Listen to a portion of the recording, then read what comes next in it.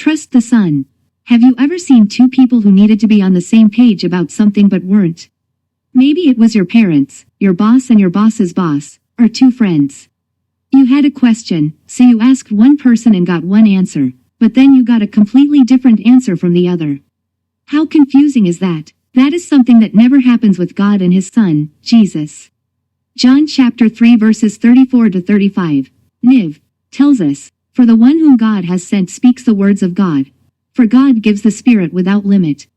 The Father loves the Son and has placed everything in His hands." These verses show how special Jesus is to God and how much power and love God has given Him. Jesus speaks God's words, knows God's will, and has God's power. They are always on the same page.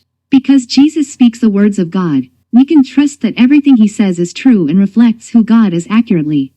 Because Jesus has the power of God, we can believe that what He says will come to pass.